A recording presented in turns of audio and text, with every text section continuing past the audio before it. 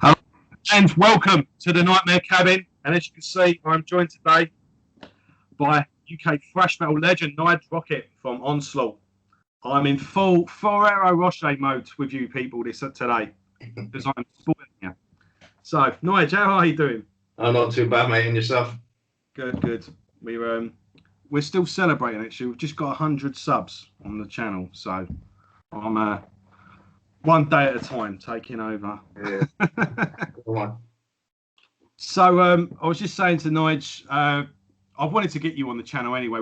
I've interviewed you a couple of times over the years, and yeah, it'd be great to get you on the channel. And the second video I ever did was me doing a Let's Talk About. I think it was the first one I did of Onslaught, where I do a show and I go through a band's back catalogue. And yeah, I was a bit rusty at the time, and I thought I'd like to revisit it with Nige. So I thought we'd start off by getting a bit of news. And yeah, so how's things going? Slowly, mate. Slowly. I mean, we still don't know where we're at. I mean, we published a list of shows for 21 and early 22 this week. I saw, yeah. But whether they're going to happen in reality is a different thing. You know, I mean, we got some amazing festivals for this summer, and we really hope they go ahead. But you know, I'm not too confident, really, to be honest. Well, funny enough, I did see that. I saw the post, and I thought we could get off on a positive start. It's hard, isn't it? Like I mean, a festival maybe, but what worries me at the moment, I mean, we're currently in a lockdown at the moment. It's for anyone that's watching this in the future, this is in February of 2021. We're still currently in a lockdown at the moment. When this lockdown, if we come out of this tomorrow, they're saying March the 8th is this sort of vague carrot that's being dangled at the moment. But it'll be, the tier system will come back in, won't it? It'll have to. So then we're going to be bouncing between this tier and that tier. And I think a festival is one thing. I think if it's Ozzy Osbourne at the O2 Arena, maybe. I mean, I've got tickets to Ozzy Osbourne, funny enough, and that's been pushed back to 2022. Yeah. But that's an arena show. So there are certain ways around it, I suppose. But what worries me is a show at the Underworld. Yeah. You know, like, imagine like a punk band or a hard, whatever, a death metal band, like in the smaller venues, upstairs at a pub, or, I think the Underworld's a prime example here. How is that possibly ever going to go ahead unless we're in tier 0? The way I was thinking about it this week, I was thinking kind of the opposite, maybe. I was thinking that the small venue shows are going to be the ones that would be easier to put together. Because if they are going to say, okay, you need to test everybody going into there on these rapid tests they've got now, that would be possible in like a 300, 400 cap venue. You know? Whereas 5,000, 6,000, that's going to take a hell of a lot of logistics to pull that off to test everybody going in. You know? I thought with the social distancing, maybe in an arena you could go, right, every other seat. Yeah, but then if it's a sold out show, what are they going to do? Because that's half the seats gone. Are they going to have to put 2 shows on to make up for it? Or yeah, and then obviously you got your open air festivals again. Everybody's mingling. Hellfest has been cancelled already, so yeah, it doesn't bode well. I mean, again, a small venue, they could do the thing where they're zapping people's heads with the temperature thing. But even then, in the Underworld, or the Dome where we saw you last time. Yeah. Downstairs at the Dome, you're fucked if you think I'm wearing a mask for 3 hours. No, it's not good, is it? Yeah. Again, it's just not. I don't know a way around it. I really don't, unless people start pushing back and going, look, this is unsustainable. Yeah, well, I think they got to get it right this time. We can't, as they say, we can't go for another lockdown after this. But make this. We've suffered it this long. Make this one right this time. Make it work. Don't go back too early. Don't rush things. They're trying to rush things already. You can see what they're trying to do. Let's get all the kids back to school. But the kids are suffering from it at the moment. Loads of kids are getting COVID and stuff. So yeah, I've I've got two kids, 10 and 6, and this whole he's my eldest comes down here and does his classes. I'll kind of leave him to it, but my 6-year-old's a nightmare. He just doesn't pay attention because I've only got one laptop, so he does it on a phone. And as soon as one of us steps away from him, he's up running around.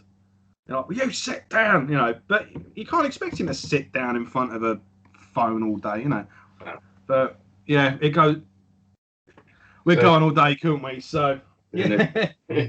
Hopefully, though,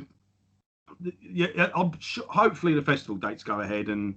Yeah, I mean, it'd be great. Bit by bit, once the people sort of get their head around it, and one thing I think against everyone as well is your health and safety people. They're going to be. Oh yeah. Don't get the tick from them. Yeah. Yeah. But yeah, once one goes through, then I think that's going to be a learning process for everyone again, isn't it? So. Yeah, I mean, did you see that thing with the flaming lips where everyone was in? No, I seen some pictures of it. Yeah, it's just fuck that. So maybe a pit would be fun in one. Everyone bouncing. No way. But yeah. Anyway, so Nightmare Cabin's album of the year. If you go back to December, I did the top albums of the year. Generation Antichrist was an album of the year. Thank you, man. Very much appreciated. It was pretty much normally when an album comes out, you get that first excited reaction to it, but then maybe over time it kind of you get a bit more of a settled take on it. And but I still think what I thought then. It just gets me through my workout. It gets me through my run, and I just find. I said it at the time. I still think it stands now. I think any song on that album could be a set opener. I think any of them could have been a single, and it's just an effortless listen. It just plays itself. It's certainly a fast album, as in there's just no fat on it. The songs just get on with it. It's quite a short album, isn't it? It's 35 minutes, I think, something like that. Yeah, and intention. I mean, we stripped everything back to basics as possible. Keep it raw and keep it lots of energy, and it's paid off. We've had lots of albums of the year and stuff like that, and it's amazing. That's the best kind of accolade we can get, really.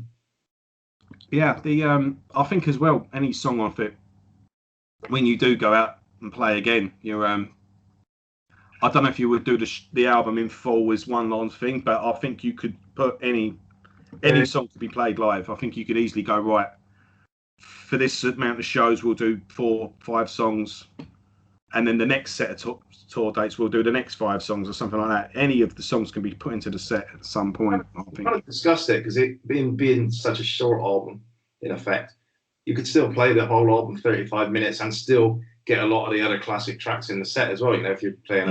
You could do 2, 1, 2, 1, like that. Yeah. Lots of people have been asking for us to play the whole album, and with the same reasons as what you come across. So. It's definitely going to be considered for sure. Yeah, I mean, you could do like an introduction and come out with Strike Fast, Strike Hard. You could come out all guns blazing and do Religious Suicide. Yeah, you could chop and change it up any way you could do it, really. I bet choosing these songs in order for the album, I think, was a bit of a task, wasn't it? Yeah, I mean, it took me a good while to think how they should run, really. There's obviously a good way of doing things and a bad way of doing things. So I sort of sat down and chopped things around, listened to it over and over with different running orders and what have you. And I think that was obviously the one we came up with, and it works great. It's, each track's very different to the next one, and it just flows really well. So initially, I've always seen a good reaction to David's performance on the album.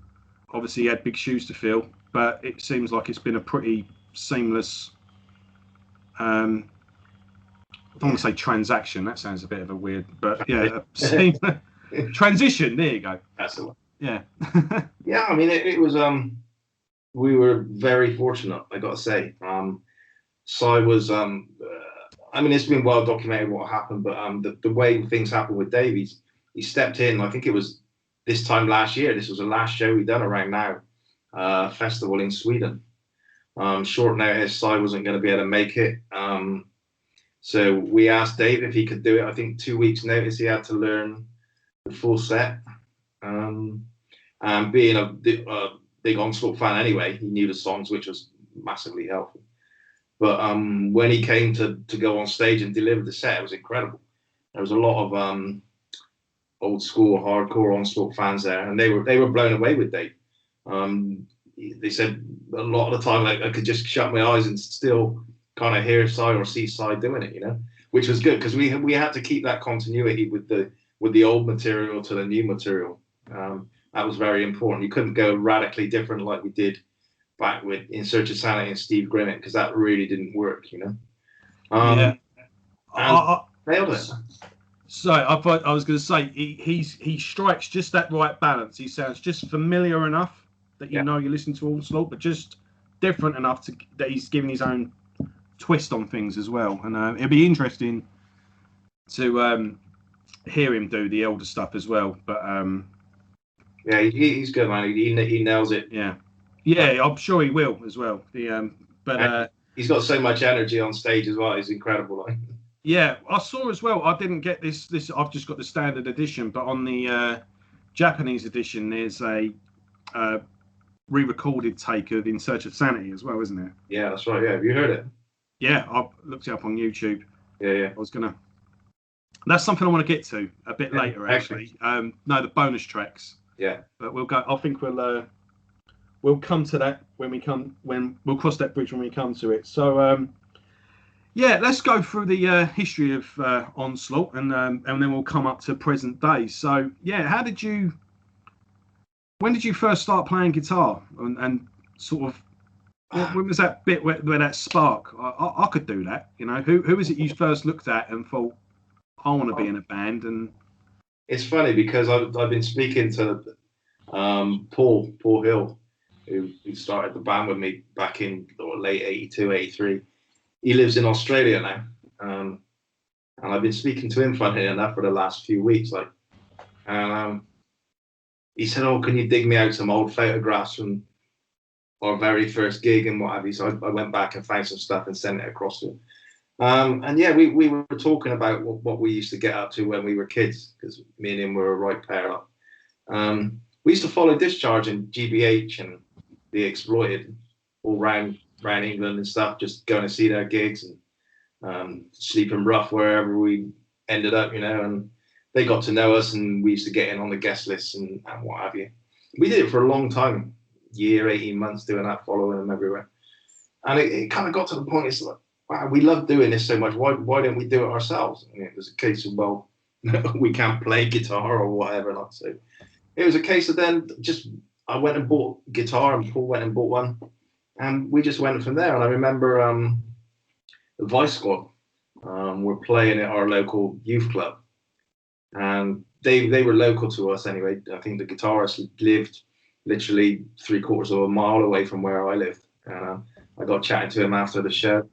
And he said, "Oh, just pop down for a coffee, and I'll show you the basics of what you need to get yourself going."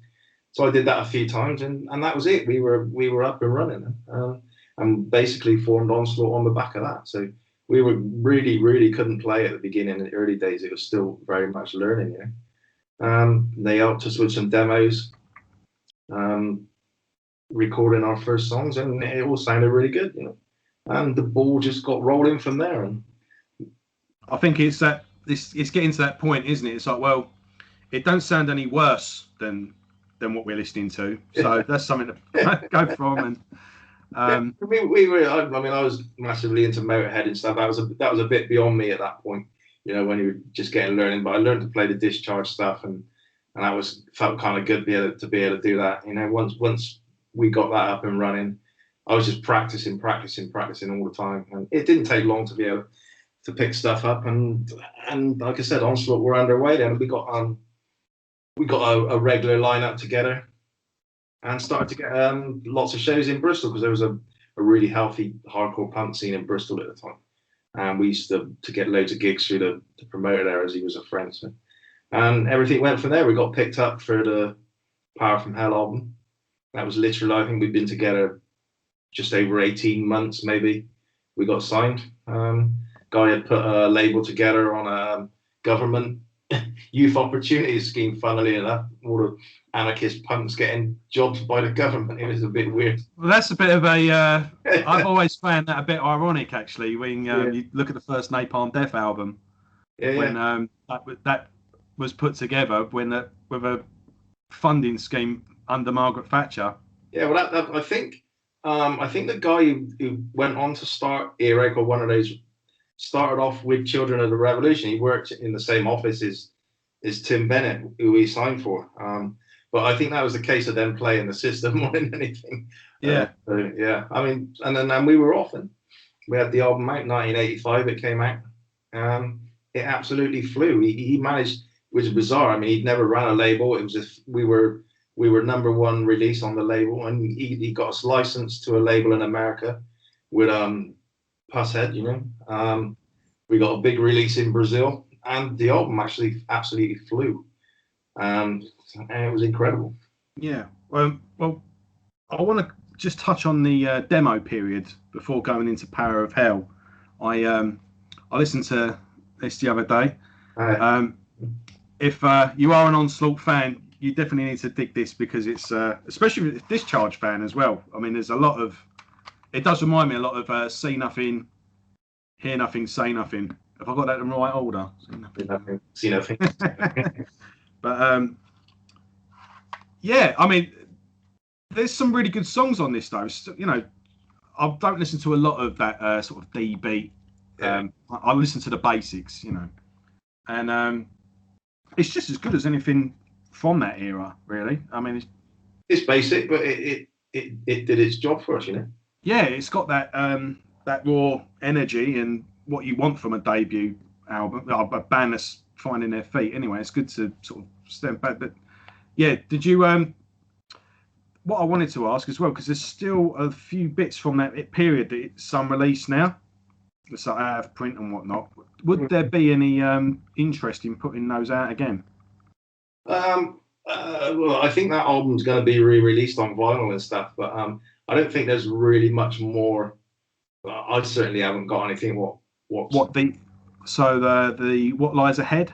The one you've got there, I think. I'm not really sure. I don't keep up on what was on that album and stuff, but I think that's everything that we had that was of releasable quality, you know. But I think. I see. Yeah. That one there is going to be re-released on vinyl, as far as I know.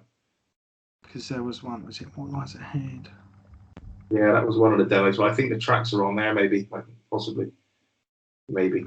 Hatred Towards the System. That was another one. All right. Okay. That's quite a long one. It's got about 20 odd songs on it. Oh, right. Okay. Yeah, I'm not sure if that was officially an official one or not. Because I wanted to run it by you, because if you've heard of these, there's Ripcord Records. I've just picked these up. It's Medulla Nocte demos, and the first two demos of Stamping Ground. Yeah. And they're really put together. Nice.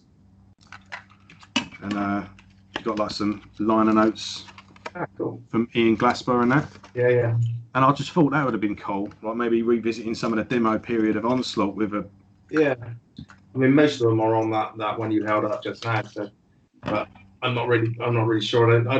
I'm not a person for collecting old stuff, so I've got none of our old demos whatsoever. No, funny enough, I did an interview sort of like this with Mike from Holy Terror, and I showed him some stuff I got. He went, "You've got more stuff than I have." Yeah, exactly. There's stuff I need right now, but I haven't got it, and I can't find it. It's like a nightmare. But, there you go. Right, so you just mentioned, so it's 18 months between, you know, you first forming and putting out Power from Hell. It's still a massive cult following to this day for this album. Yeah. Some people say it's the best album you ever did. I think that don't get carried away. No. It's a very good debut album, but Onslaught went on to do much, you know, bigger and better things afterwards. But it's still got that. It's got that charm you want from a debut album, isn't it? I said it's got that raw energy. It's got that sort of that hunger. Yeah, it's very dark as well. It's a very dark sounding record. Like, so I think Yeah, a lot of people related to how dark it was, you know. but it's quite a. What I remember saying in the original video, a lot of, I think, well, I certainly forgot when I listened to it again just how varied the album is as well, because it seems to be like it's still present, the sort of Discharge Yeah, influence stuff, but there's also a lot of heavy metal stuff on here as well, and it's I think it's Lord of Evil with the quite melodic yeah. structure. Yeah, I mean that was one of the last ones we wrote, I think. But yeah, it's very varied on there. As you said, it is still the hardcore punk roots in there, and then obviously the metal stuff blending, you know. But yeah, I mean it did a great job for us. I'd never dissed the album. We still play 2 or 3 tracks off the album when we've got time, you know. So Yeah, I still think a highlight for me as well is Skull Crusher 1 and 2. yeah, I do love an instrumental. I do. I think that's missing from a lot of albums today. You know, like the traditional yeah. Transylvania, Orion, or something like that. You know, just one where the band just go for it and let loose. I still don't know why we done 2. Why there had to be 2 parts, I don't know. Yeah, well, again, there's quite a lot going on the album, and you know, in 42 minutes, you do cover a lot of ground. Yeah.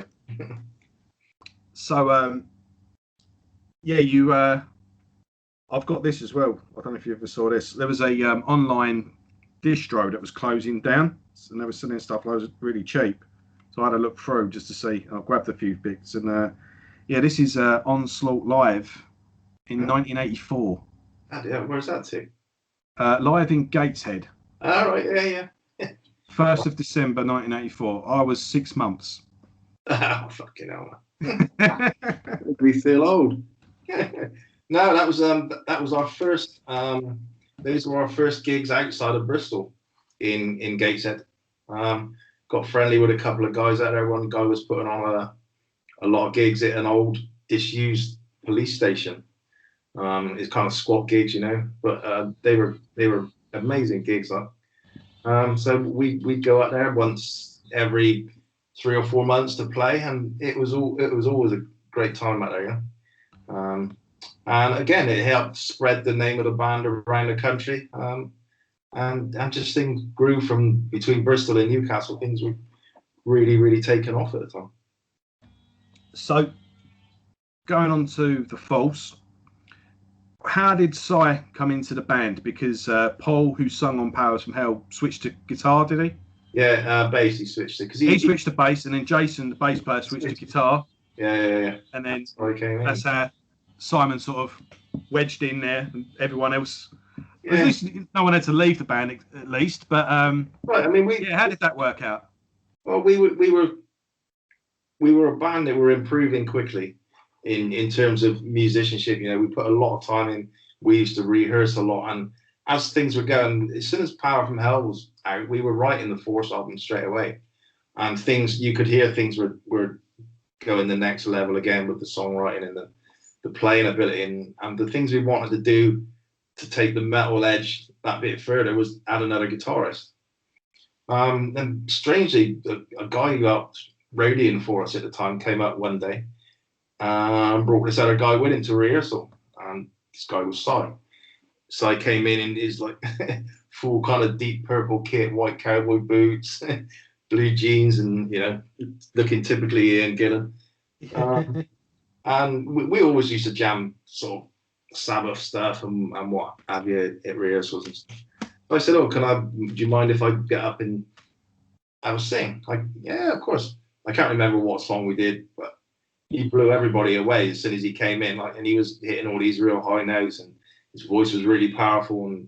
And I think we all just turned around and said, "So, do you want a job? Like, if you're looking to join a band, we'll happily accept you." And he said, "Yeah," there and then. And I think that was it. It was like 1 or 2 songs at rehearsal. And so I joined the band, and we decided to change everything around. And Mo could play bass anyway, so he was more than happy to do that. Jace play guitar, so he switched over, and it was bizarre. We got a whole new lineup in effect within one rehearsal, and it just totally changed the way we could write and the overall sound of the band. The transition from punk to metal, was that by design or was that just natural as well? No, that was just natural, mate. As we learned to play, and it just took its own route. Then, as I said, always loved Motorhead and Sabbath and stuff. So yeah, it's quite similar, really, to what happened with English Dogs. Yeah, with the Forward into Battle album. Yeah. It's just, It was all at the same time as well, wasn't it? So yeah, I was reading interviews about that as well, and they just sort of said it wasn't something we just went, yeah, let's become a metal band. It was just sort of, we carried on writing, Giz Buck coming to the band, he was a bit more of a metal player. Yeah. And it was kind of like we've just found that's where they arrived, you know. Yeah. Yeah, it's bizarre the way things went with thrash metal when you think about it. There was obviously Sabbath back in the day, Discharge were influenced by them to a certain extent, and Metallica come along influenced by Discharge, and then it's just a big circle there. Everything came around, and thrash metal came out the other side. It's bizarre. I don't think that many people as well sort of stuck to one and it was an easy enough leap from one to the other, wasn't it? I mean, I can't see why. I mean, we've been very lucky. We've taken a lot of fans along the way, you know. Still got loads of punk skinhead fans as well as metalheads, you know, which is great. There was always those bands, weren't there? Where it's like if you were into punk, but so you might not have been into metal, but you did like Motorhead, or you did like, and the other way around, you might have been into metal and you weren't really into punk, but you did like Discharge. Yeah. And you know I think that whole taking a I was mentioning this with another interview when I did with Frank Rooney with death metal. I think a lot of death metal bands from New York tried taking the hardcore show because they liked how the crowds were going and that. It's like, well, how can we put that sort of show into our sort of show? Yeah. And I think that was it as well with thrash metal. It was kind of how can we play metal but get the you know, the chaos of a punk show or a hardcore show, and it all kind of. I suppose again, that just must have been such a creative time as well. I mean, it's all a bit of a blur, mate, because it just happened so fast. There was so much coming out at that time as well. I mean, it's classic albums. Yeah, I know. It was crazy. I mean, like I said, 83 to 87 for us was just like a whirlwind. I mean, I can't remember a lot of it where it went so fast, and we were just constantly doing stuff all the time. It was amazing. Mm. So yeah, the False were. How is that? Some people have heard of this album, haven't they? I mean, you must be. You've just obviously did the 2-year. Well, mind you, that was a while ago now. But it seems the last year it just feels like it hasn't happened, doesn't it? Yeah, I mean, it's thinking that was a year ago, and it feels like last month. But I mean, you obviously did the tour where you just played it in full, and yeah, I think that was 2017, 18, and that was amazing in itself. You know, that people still coming out in such numbers to listen to that album in its entirety. I mean, it's great to know that people still hold that album in such high regard, you know. But it's still, that album plays a massive part in our live set even now. Probably 4 songs every show out of the 7 on there. So, you know, so it shows those songs have stood the test of time, and they fit perfectly in with the other tracks. I think I managed to pick up one of these ones as well. Do you remember these? Oh yeah. That's the Chinese ones, yeah. Yeah, the one Chinese one, yeah. Yeah, that you all signed and. Yeah, cool. Yeah, I think I was watching a thing once with Noel Gallagher. I was just saying that at the time he was in this sort of. It just kind of picked up and, you know, carried you off before you knew where you were. Yeah. And all these years later, you know, that album is held in such high regard. And I was watching something once with Noel Gallagher from Oasis, and about the What's the Story Morning Glory album. Yeah. And he's quite, you know, frank. No, he went, if I knew how successful that album was going to be, when I would never have finished it, I'd still be in the studio today. Well, yeah, probably. He said sometimes you just got to do the best you can on the day and hope it works. And yeah, I mean that album was done and dusted in just over 2 weeks, you know. I mean, we never knew. I mean, we knew Power from Hell had been a success, and immediately the success of that album, we signed to Music for Nations on the back of the strength of Power from Hell. And you knew they're going to do a good job selling it, but you really don't know where it's going to go. You don't know how it's going to sound. But so we had the budget just over 2 weeks, and the album was done and dusted. Like you said, it was if you knew it was going to be the success it was, you'd think, I need to spend more time on this, and you'd overcook it, I guess. Yeah, it's the problem, isn't it? Today, when you hear, what was it?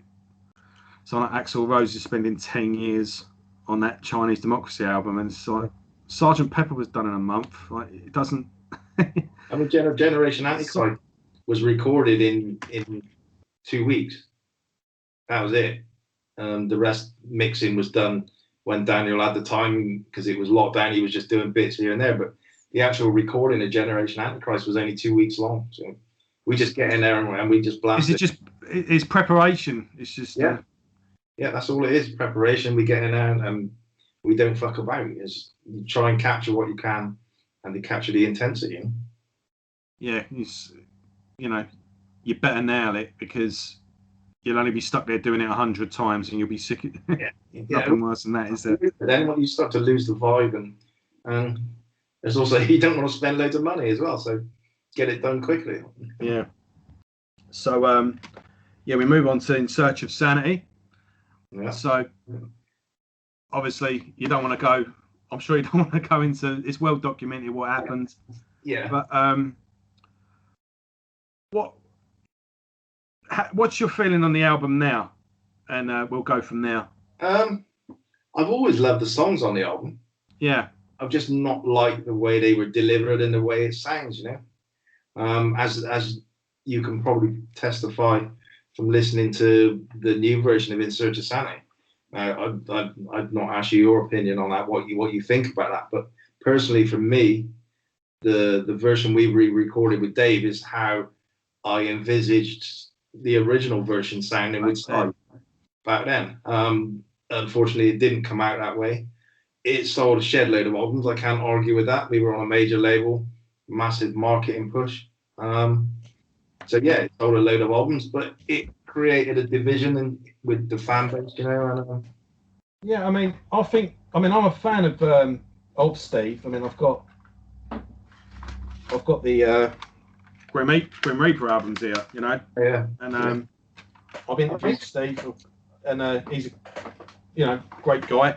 I think he does a great job on it. I think if you take it at face value, it is a very good album. I remember in my retrospective, I just think a couple of the songs could have been shortened. Yeah. Here and there. Yeah. Our intention now is to re-record the whole album eventually with Dave. And maybe cut out the fat on there, and make it really a bit more concise and how it should have been, and you'll hear that with the version of In Search of Sanity that Dave's done. Because I remember the first time I met you, you were speaking about wanting to re-record it then. Yeah. And when we do the next album, we'll probably it was like, we'll re-record it with the new album, and maybe it was like I could put it out as a bonus CD or put it as a separate release. You hadn't quite decided yet. And I thought that was for size benefit, because it was coming from his and mine in particular. But now Si's not in the band. I thought, oh right, maybe you'll drop that idea. But it's like, no, you still seem pretty dead set on it. It's especially, as I said, I love the songs and I want to hear it how I wrote the songs. I want to hear it how I heard it myself when I was writing that material. We did Shell Shock as a bonus on the 6th album. Yes, that's right. And that sounded great. Now I want to hear the old album like that. Would you? I remember the band Suffocation. Was it Breeding the Spawn? I think it's Breeding the Spawn. It was their second album, and again, well documented. They hired the wrong guy really to produce it. They were really unhappy with the production of that album. It's heavily criticised for it as well. Generally, people say though, look, listen to the songs, forget the production. This is a great album, but apparently over the I didn't realise it. I know they did it here and there, but apparently pretty much every song after it, there would be a bonus track, and bit by bit they've done it over the years, so you've got the whole album. Yeah. Would you do it like that though, or would you go, right, we've done Shell Shock and In Search of Sanity now, but would you like to just go, no, we're going to do a whole session of doing? I want to do the whole thing. I spoke to the label about it, and they're happy for us to do it. I think the situation, what was happening with Psy and the whole pandemic, kind of ballsed all that up of doing the whole version this time.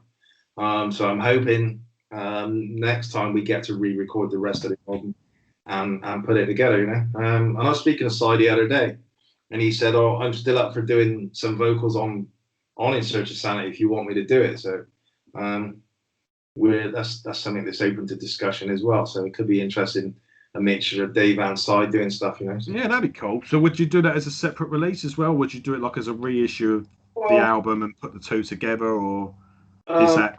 I mean, my idea was always to have it as a bonus CD, and that's still the way I'd like it to go, you know.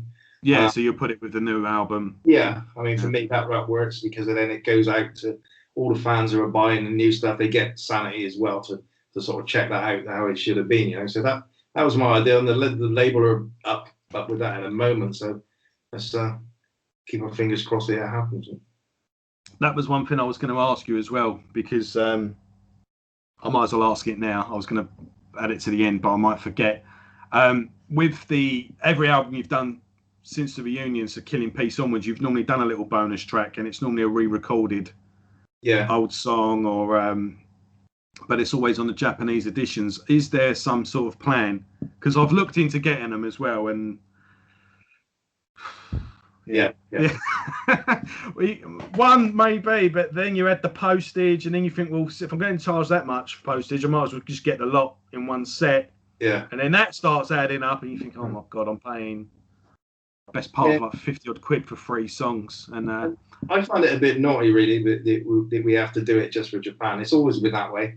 Yeah, because of some sort of importing thing, so they have to give extra to the. Right. Yeah. I get it. Don't get me wrong. I know. It's you got loyal. Would there be a little EP maybe, or I don't know, a box set later on, or a live album where they could be put on as bonus tracks, and it's just. Yeah, it makes sense. I mean, we're looking at stuff at the moment, obviously, needing to keep the profile high. And what the label have said is when touring starts again, they're going to basically relaunch Generation Antichrist. To get it back ready for the live shows in the public eye. We've got another cover version that we recorded in the last sessions, and obviously I think they're discussing maybe releasing In Search of Sanity as a single with a video. So that'd be kind of interesting, just to boost the profile for the live shows, you know. So. Yeah. Okay. Well, that's cool. It's a bit of news there. Yeah. Exclusive. So the band's split at the end of the In Search of Sanity tour. Was it more or less straight away after that where things? No. Steve left within even before a year was up of joining the band. I think did the basically a big European tour, came back, and that was pretty much it. I think, which was not cool really.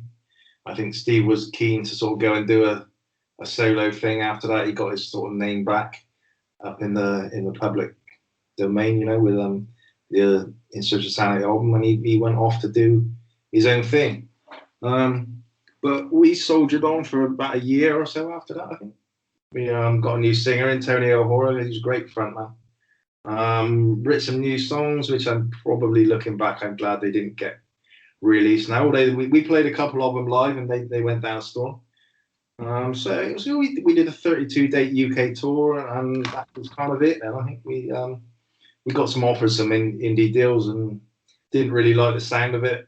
And along came Nirvana, and off went Onslaught. You know, kind of a bit demoralising at the end. So we so this was in sort of 1990 time then. Yeah, not early. And then obviously Killing Peace came out in 2007, so the band must have got back together around 2006. So in that sort of 15-year period, I'm interested to. I've never asked, what was you do? Did you do anything in that time? Did you? We did a couple of little projects after. The second one we did was a project called the Power Junkies, which I did with Tony, the last singer who was with Onslaught, and our now bassist Jeff Williams. That's how I got to meet Jeff through doing the Power. Oh, right. So that's okay, because Jeff's been in the band quite a while now, hasn't he? Yeah. So that's how I got to know Jeff, sort of 1992, something like that. And we did this project. It was really cool. It was kind of a cross between sort of late 70s style punk and metal rock, you know. And we were so close to landing a big deal. We were doing showcases for Rod Smallwood and Sanctuary, and stuff like that. And they were virtually on the verge of getting us this big deal in Japan with Sony. And then all of a sudden, for some reason, I never know the reason, today, it all fell apart. Rod went kind of cold on it, and that was it. Like, and that was such a being so close to something so big. That was just it for me after the Onslaught thing and the way this thing looked like it was going and then failed at the last minute. I'd sort of that's it with me for music for now. I just sold all my gear and that was it. I kept one guitar. The rest went, and that guitar went under the bed and stayed there until about 2005. So in that time, I did nothing to do with music whatsoever. Went into football more. Got into football management, which is bizarre. Oh yeah, yeah. Just football took over my life then, really, and music was no more. And really, so you was managing a team? Yeah, I used to manage two teams. One at a fairly decent level in county league standards. Sunday team, which we were playing in top division Sunday Bristol football. So yeah, it was good. I'd done that for about 6 years. That was a lot of fun, as you can imagine. Yeah. So yeah, and then but I was always in touch with Steve because we used to drink in the same pubs all the time. Our drummer, like, and he came in the pub one day. He said, "Oh, got something to tell you." He said, "Oh, found out that Power from Hell and The Force have been re-released 2002. We knew nothing about it. This was like 2004." He said they owe us like loads of royalties and checks on its way. I was like, wow, this is strange, like, because we knew nothing. So it wasn't as if they went behind your back; they just couldn't contact you, I suppose. They went, we've set it aside for you, so they weren't stupid.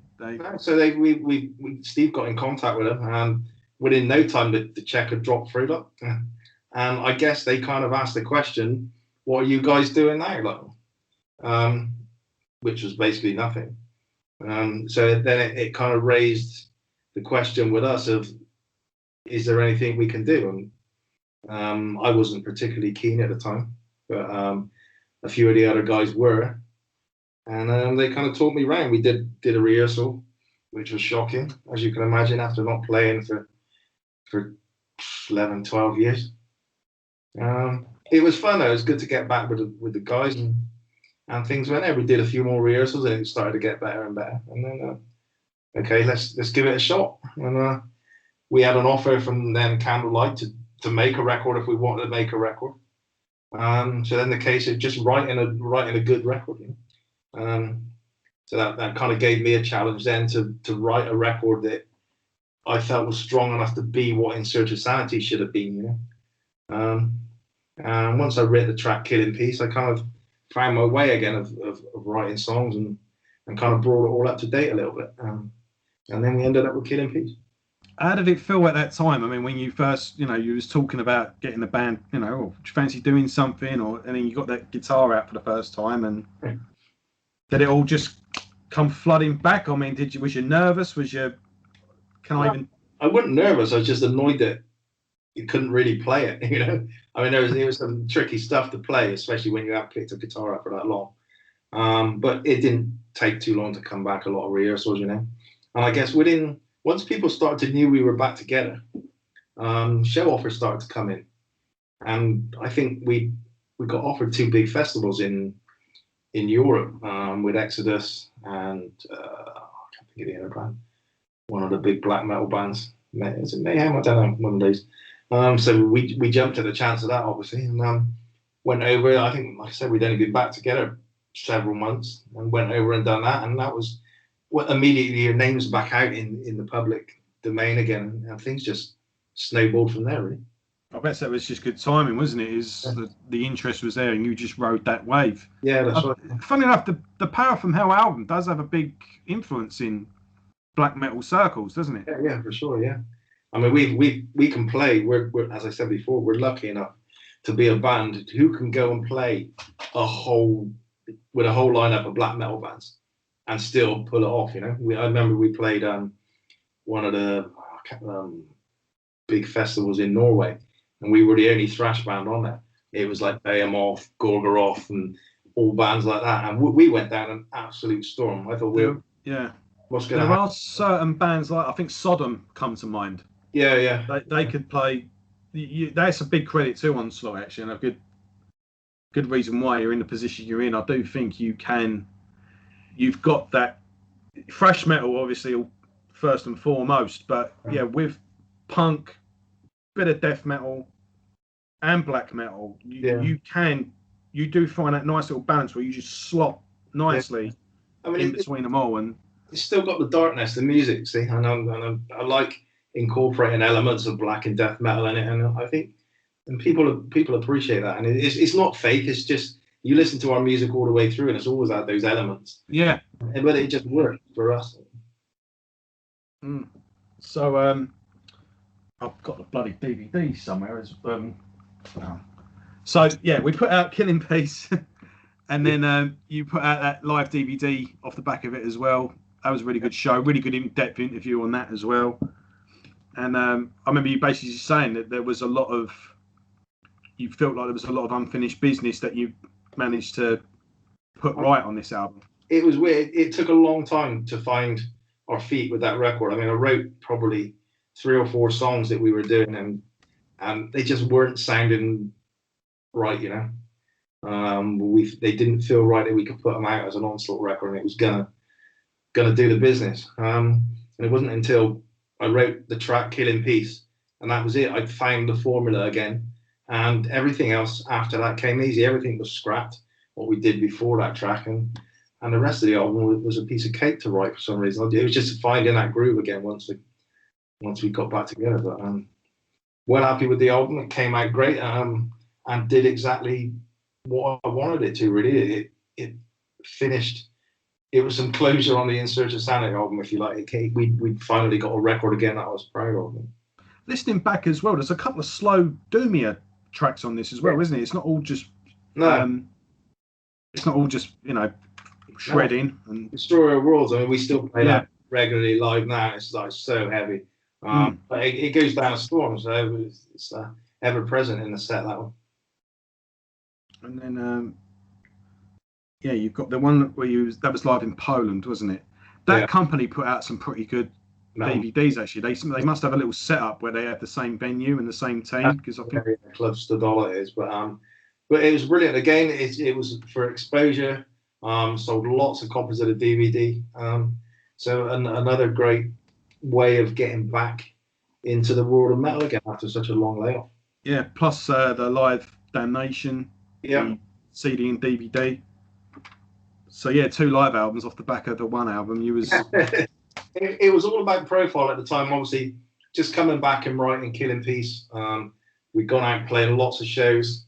I think 2007, 2008, we were touring constantly.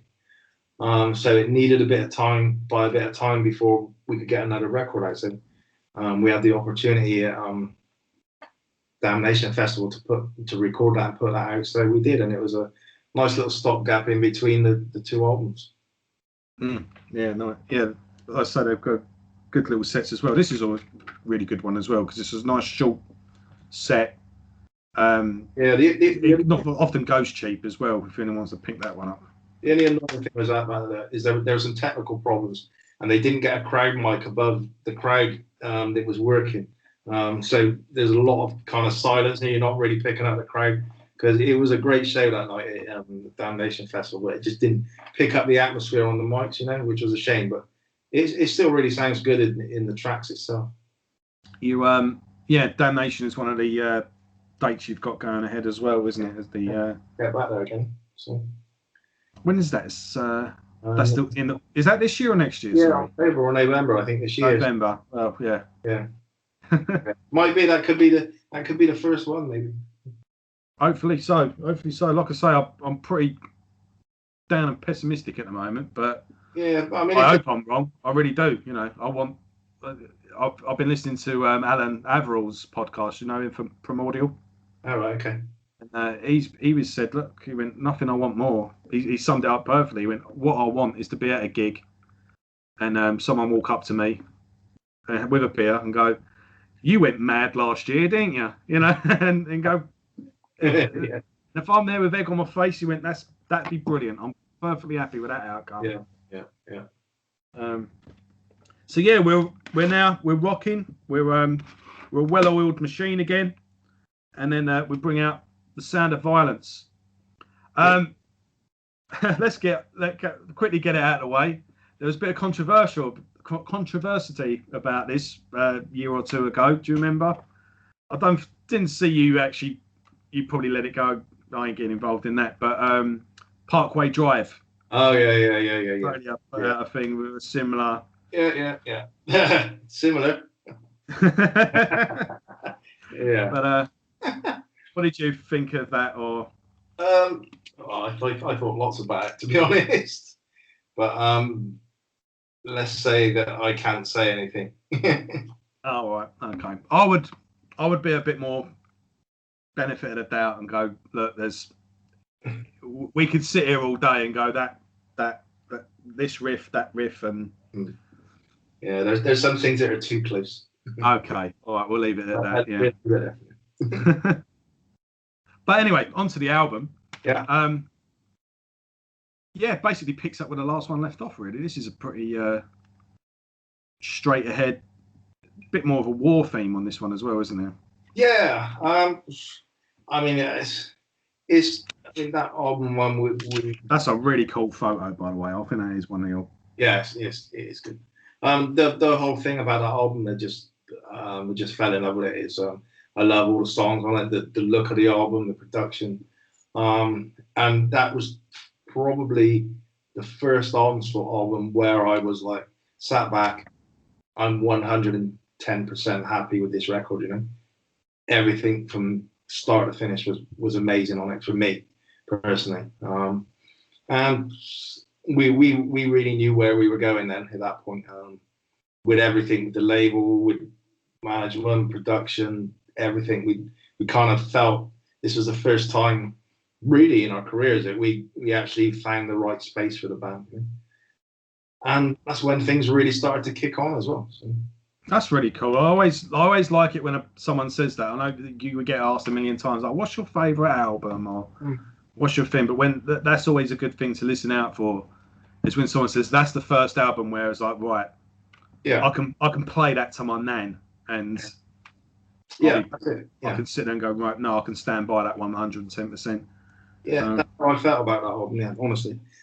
There's a few bits on Killing Peace that I've sort of looked back now, but that was the first album we made that I can honestly say, yeah, I'm 110% on that. And there was a lot of touring on this one as well? Yeah, I mean, ever since, well, from Killing Peace onwards, we haven't stopped really. So you're full-time musician now. You never. A lot of bands. We're all, everybody in the band's pretty much self-employed. Which obviously allows us to take as much time off. Oh, right, so you can be as flexible as you like. It's always been the case, really. We've been lucky with the lineups that everybody can get time away, you know. So we do tour as much as we can. And so I think we played in over almost 70 countries now around the world. And most of that has come from since 2007. So it's amazing. The amount of shows we do every year is incredible. Obviously, not last year, which is a shame because we lost 4 tours last year. So that would have been mega. I think the only comfort thing you can take from it is every band's in the same. Yeah. I mean, nobody's ran away from us or nothing. So we're in the same boat. But we got an album out, and that was the main thing we decided to release, which turned out to be a good move. And we know all the shows have come back again at some point. I think as well, just something that's come into my head whilst talking to you now. And again, tell me if I'm, but where you said you was managing football teams as well, I think one thing that has kept Onslaught is you do have a sportsman-like discipline with the band. And I do think Steve Harris from Iron Maiden, again, Steve Harris is the driving force behind Iron Maiden, but he was originally trying to be a footballer. Yeah, that's right. Yeah. And do you think there's something to that? You do have a lot of. I've never heard a story of someone from Onslaught, being pissed out of his head and throwing up on the audience and smashing up the thing and. Yeah, we drug addiction or No, well, I mean we're like you said, it is teamwork, and we're extremely focused and professional in what we do, and we do, even if I say so myself, we have a reputation as a great live band, we pride ourselves on that, and to do that you have to be, as I said, very professional about it. We don't drink before we play. In the daytime before anything, we go on stage and we're 100% focused on what we do. After the show is a completely different story, but that however long you're on that stage for, people are paying to see you and expecting the best from you. As you would from a football team. That's what we do. It's exactly what we do.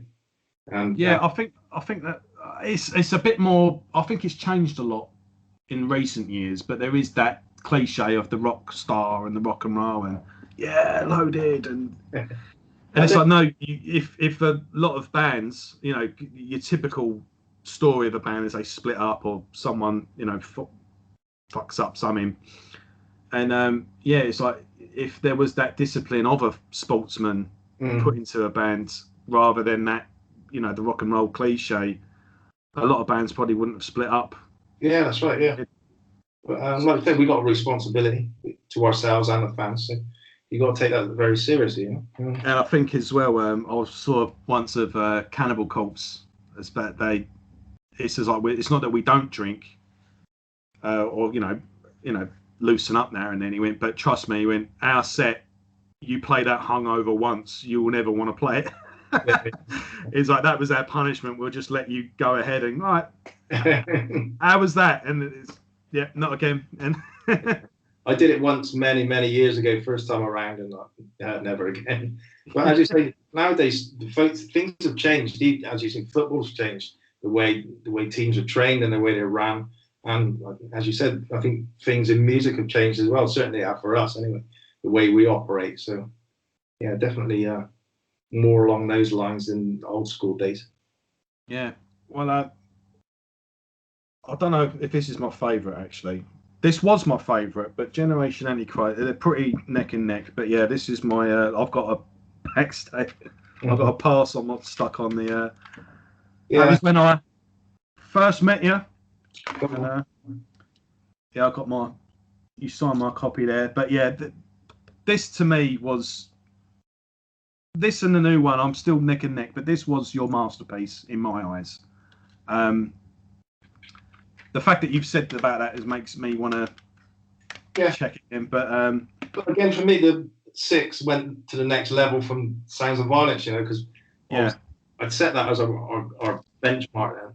And my theory on making records is you never make anything this substandard to your previous release, So I wanted to beat Sounds of Violence in terms of an album. I'd like to think we did with 6.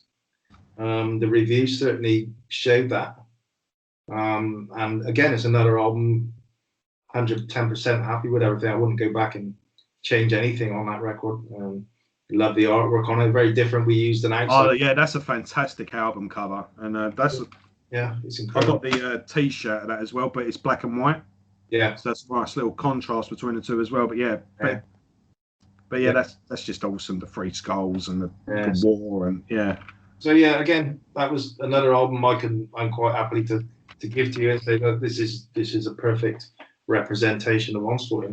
I think as well things opened up as well with the tracks like Children of the Sand and with the sample of the singing. And, I always try to do something a little different on each record, you know. yeah.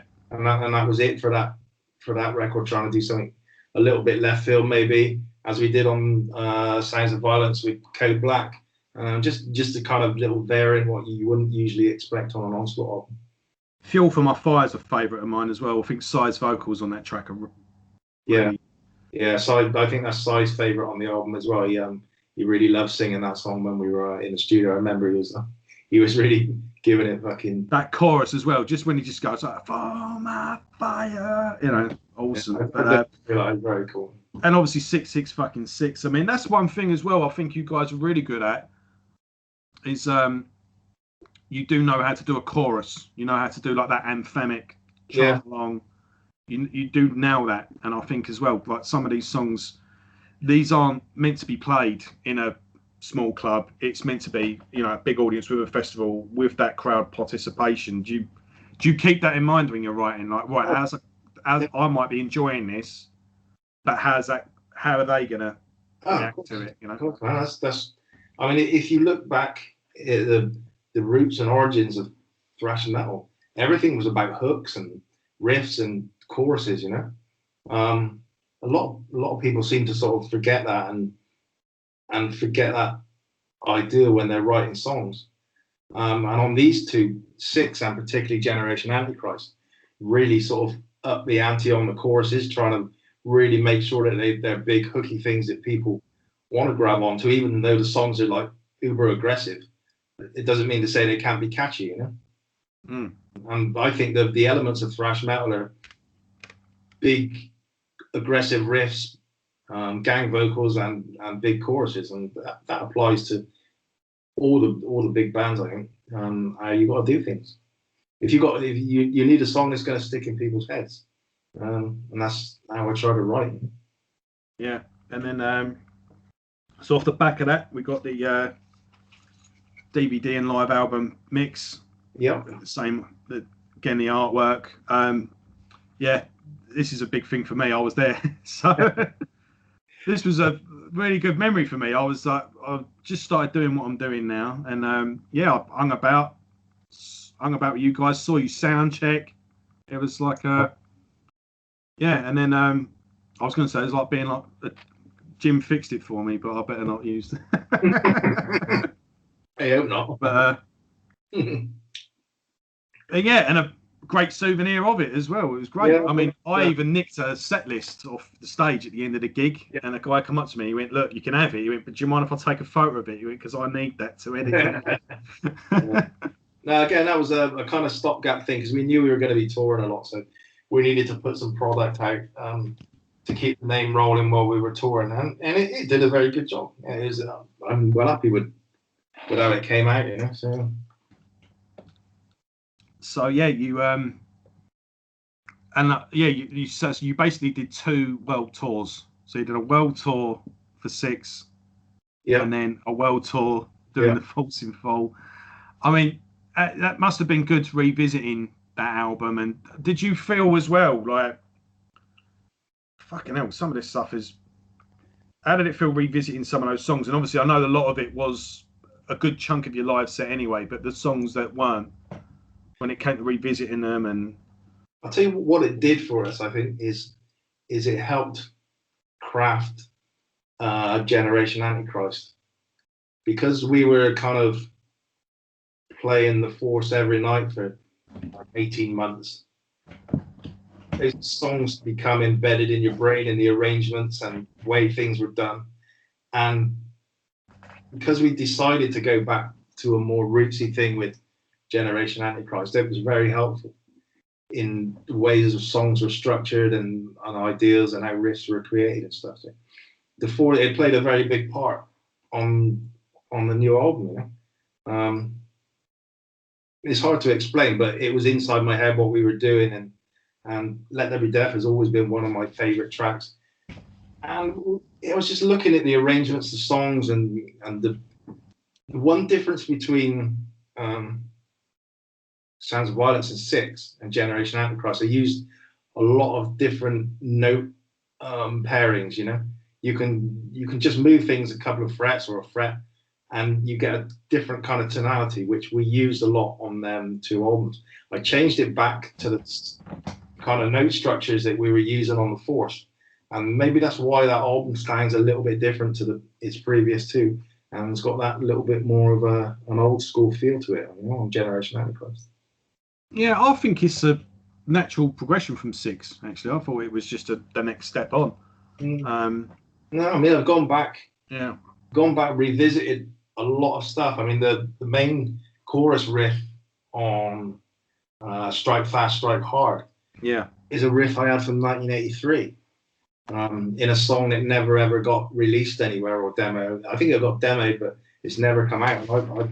I picked the chorus riff from there and reused it, shaped it a little bit, and used that on Strike Fast. And then there's another riff from the 80s in one of the other songs, and just the overall ideas of how we did things back then, just to try and create that bit more of just the old school vibe. You know, and I think it worked.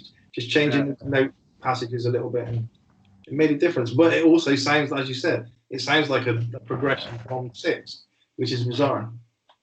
I love that. Yeah, that during that chorus as well, that riff is just lightning fast. Like, yeah, they're gonna fight for my brothers to the day I die. Yeah. It's the next one. Is the punky riff. Oh, yeah, Strike Hard. Yeah, and it's got that punky feel to it as well. You've still maintained that as well. Yeah, they're all intentional, so it's worked well. I've just had in my shed here, even though it's an overcast day, it was just bright white, so I've had to get all the leftover wrapping paper, trying to put it up on the windows to try and one of them's just fallen. I remember when I was putting it up as well, because I normally do my videos at night because of it. And I remember when I was putting it up, I thought any next door neighbour that looks into the thing and sees all this paper, they're going to be, oh yeah. It's nice and sunny. It's lovely and sunny. But one's just fallen down, so yeah, I'm just like got this ray of light hit me in the. But yeah, like I say, it's just, and then you've got the when you've got that lightning fast opening track, and then Bow Down to the Clowns, it's just got that groove to it. It's just perfectly paced as well, and yeah, I mean, there's loads of fine detail on that. It was just like I think the mixers came back, just checking the mastering, and they said, "How do you feel? So can you close the tracks tighter, please? I just want it to be so intense. As soon as that track ends, you just got a split second, and the next one crashes in. They had the gaps maybe like 1, 2, and then it would start. It wasn't intense enough for me. So I said, shut the gaps right down as tight as you can, so that they still register if you want to play the single tracks, but do it minimal. So like Strike Fast finishes and Clowns comes in, and it's just boom, and every track's chopped really tight. I think as well where the there is so much detail in the songs, but because it's it just blazes past you, the album, like a train that just doesn't stop at the station. So when you see that train that isn't stopping, just goes zooms past. So you do have to. It does repair. You have to listen to it a bunch of times to really fully get the album, because you do notice little tweaks here and there. Yeah, I mean, with every listen, it gives you, it rewards repeated listens to the album. Yeah, another thing I did was alternate the fast tracks as well, which kind of gives you a bit more of a roller coaster, you know. So it's not all fast and then drops down and you get a kind of lull. We kind of spaced it so it's fast, medium, and like that along the line, you know. So yeah, All Seeing Eye I really like the lyrics of that one. I think Bow Down to the Clowns becomes more relevant every day. Yeah. And which everyone sort of says, but it's like, yeah, but keep your eye on All Seeing Eye as well, because that's coming next. I think I can see. 100%. And Empire's Fall as well. I think that song. Yeah, I mean, strangely, that was the first song we started writing, and the last song we completed. Yeah, great that Empire's Fall, just that stomping thing underneath it. Again, that's going to be great being played live. Yeah. Again, that was our slightly kind of left field track up to the rest, but it works really well, you know. So, with the false, where you on that tour, did anything get? I was wondering if that would ever be released as a live release. Was any of them filmed or recorded at all? We didn't do anything specifically ourselves, no. So I haven't heard of any professional recordings as such. Like Because as much as what you're saying would be done with In Search of Sanity, you'd like to give that a fresh perspective. I remember watching that show, and some of the parts of the songs then that night, I remember, especially in some of those bits where it locked in, where the drums were really just on form, and I remember being blown away at some of that, thinking, "Fucking hell! Like this sounds." I've seen death metal bands like playing with this intensity, and it did seem like the songs were a lot more intense and a lot heavier. And I was wondering if there was ever a way of putting that across, like if that was a live album. Yeah. I don't know if you need to re-record that as well, but I don't think that needs it. But maybe a live document of that would have been cool. Yeah. No, not had anything come up our way at all. That it's bizarre that we didn't even think about it, to be honest. Maybe we should have done, but no, we haven't done anything in terms of that. Unless you've played it so many times now, you probably never want to. Yeah, it did get to the point. Kind of at the end, it's like, wow, this is 18 months of playing that is a long haul, you know. But they were tight, that's for sure. So yeah, we're how long is it? Is this? Please don't tell me this album's a year old yet. No, not yet. August 7th, I think. Was it August this came out? Yeah. I thought it was earlier in the year. No, August. The singles were coming out, but I think there's a bit of lead up to it, wasn't there? Yeah, Religious Suicide came out in end of March, I think, maybe, or something like that, and then we put another one out before. So, but it's been incredible. It's something to be proud of, isn't it?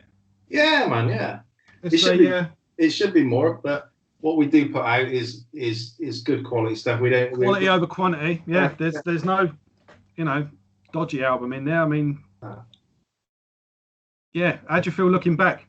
Like you've got a good little. Yeah, it's been amazing, mate. And obviously we can't keep going over it, but last year would have been even more amazing. On the success of what the album did.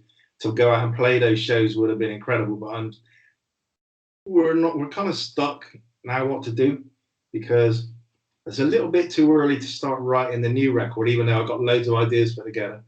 I don't want it to turn into Generation Antichrist Mark II.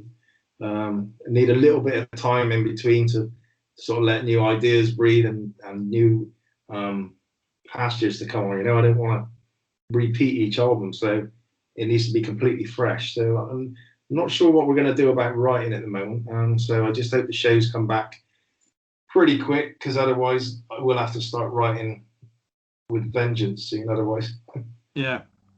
I really want to get into what some of your favourite music as well. Some of the albums that have influenced you, or stuff that you've been listening to lately. Never changes. I still listen to the same old stuff. You don't strike me as someone that listens to a lot of stuff outside of. No, still the same. I still go and watch the same bands. Favorite album, still Discharge, Hear Nothing. Still listen to that. The latest Discharge album's been great, I think.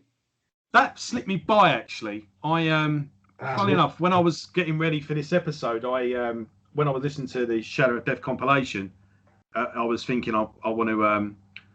Plus, I was listening to English Dogs a few weeks ago, and that made me dig out See Nothing, Say Nothing, Hear Nothing. And that's the only Discharge album I've got.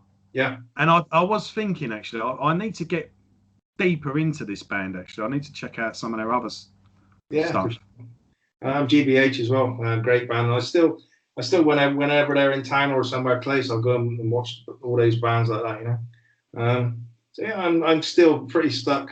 Would that be something you would do on the side, maybe? Maybe do a punk hardcore band, or maybe get together some old members and go out and play like some of the older stuff, or maybe a hodgepodge of the two. Not that wouldn't happen. No. Nah. Well, just doing something on the side of.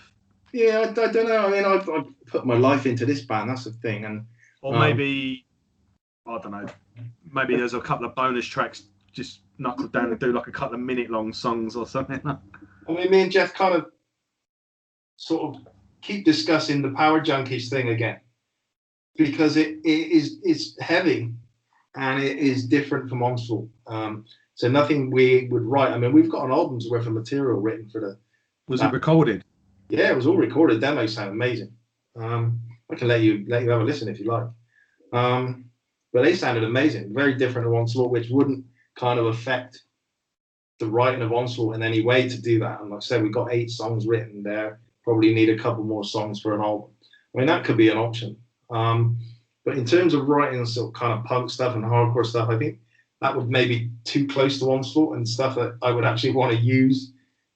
That's what I meant. Maybe do a couple of, maybe sort of a couple towards the end of the album, maybe just chuck in like a 2-3, bang, bang, bang, Yeah, like maybe. You never know what's going to come next. Yeah. I mean, I've got maybe as a bonus tracks, like you have the new album and then like a special edition, a little EP, like a little 5-track where you just blast out. Yeah, I mean we actually did a Discharge cover.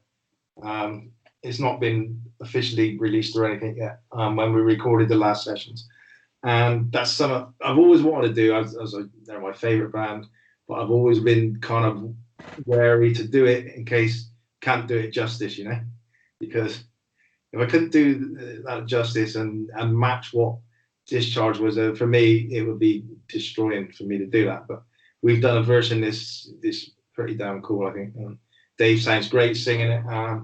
I think it's going to work. So that's going to be some kind of bonus we're going to do in the future. Maybe if we do the In Search of Sanity track as a single, it might be the second track to that. I don't know yet. So it's for discussion. So what did you think of the, I'll say new Discharge albums, a couple of years old now, but that was similar sort of thing with what they had the same similar situation to what you're in, a new singer, young guy. The thing is with this album, I think they've gone back. This is their closest album to Hear Nothing, See Nothing for me. JJ sounds very, very much in line with Cal, even though he's got his own thing, which is kind of the same as us with Dave and Cy. They can both nail the old material, which is essential. And they've gone to 2 guitarists. They sound really fucking good at the moment live Discharge. Yeah.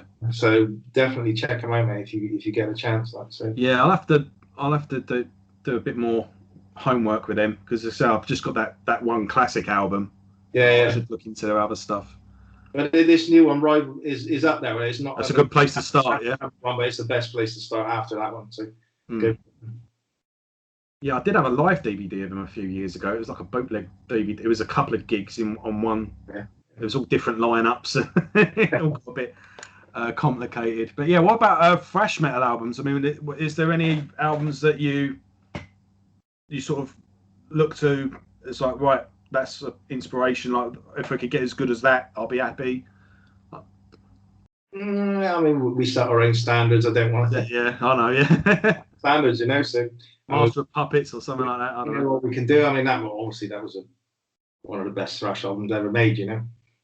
Nobody can argue with that. I think it's probably either that or Ride the Lightning is probably the best thrash albums ever made for me. So yeah, that Master of Puppets was my favourite for a long time, but every year that passes, Ride the Lightning does come up behind. It had that more loose thrashy feel, Ride the Lightning, but Master of Puppets just had everything. It kind of redefined the sound of thrash, I think, and the intensity what was on that record, and the songwriting, of course, was amazing. So, yeah, for me, those are probably the 2 best albums that have.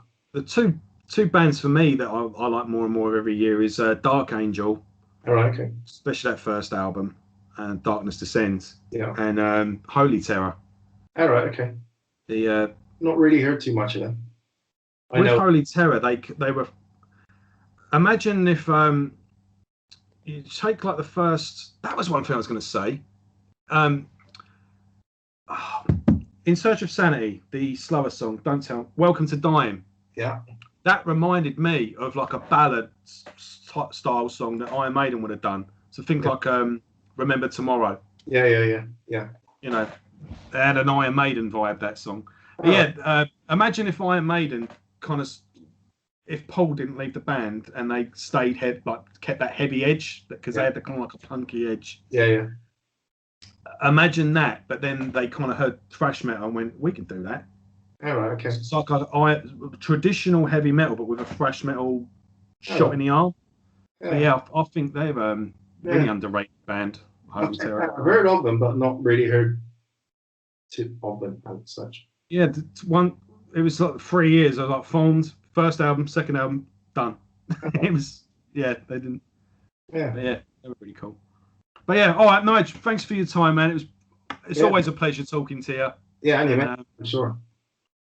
And yeah, this has been great. I've sat you down and gone through everything, and I think I've improved on that original video I made. So, yeah, sweet, is there anything else you just want to say quickly before I let you go?